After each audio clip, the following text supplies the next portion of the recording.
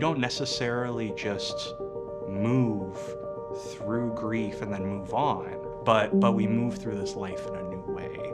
And sometimes experiences of psychosis are connected to that. And when it's unaddressed, we're trying to find new ways to process it. Well, my name is Vesper Moore. I come here really as a mental health and disability rights advocate. I do a lot of this work internationally. I've been an admirer of students with psychosis and a lot of the work that they do. And I was invited here because I'm being honored with the Advocate of the Year award.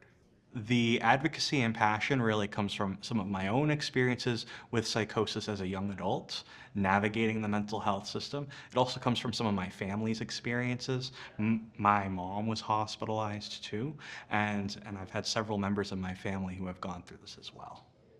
I grew up in Section 8 housing in central Massachusetts. My mom immigrated to the United States before I was born from the Dominican Republic. And I grew up in a neighborhood with a lot of gun violence and a lot of issues, a lot of compounding trauma-related experiences. I started to experience psychosis. This became really distressing as a young adult. I was in and out of the hospital for a few years. And really, for me, this advocacy work and a lot of what I do relates to my story because I saw that there was a need when navigating the mental health system. There were so many different gaps, and there was a lack of compassion in the care that I was receiving. The supposed care I was supposed to receive. So I think that really led me to want to promote community care approaches that actually work for people. And that led to a discovery eventually of peer support in the community. And that ended up being a great alternative or a great addition to a lot of the services that we see today. Well, at first I felt like I got an answer for what I was going through. So it was a relief, but there was also like a fear and a knowing of the struggle ahead. I think there's something both validating and confounding when you realize what you're going through, right? I think for me, in my experience of psychosis, it was realizing, okay, what are these voices that I'm hearing or visions that I'm seeing trying to tell me? You know, sometimes it would be a voice of a loved one who had passed away. That this experience was trying to teach me something, that we don't necessarily just move through grief and then move on, but we move through this life in a new way. And sometimes experiences of psychosis are connected to that. And when it's unaddressed, we're trying to find new ways to process it. And I think for me, that's what it was. It was an avenue for processing these experiences.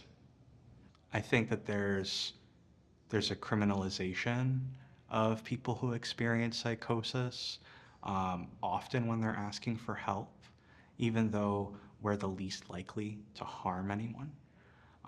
So I would love for that to change. I'd love for people to understand that a lot of the things that we say when we're experiencing distress can be a call for help. It can also be a call for, I need someone to show up for me, to connect with me on a specific level that I don't think our broader society is understanding. In my early 20s, I started to feel like I was going to be okay. I think it was a realization well, I think first off, it was a realization that it's okay to not be okay. It was a realization of, what do I need for myself in terms of accessibility in education spaces, behavioral health spaces, community spaces? What do I need at home when I'm going through this?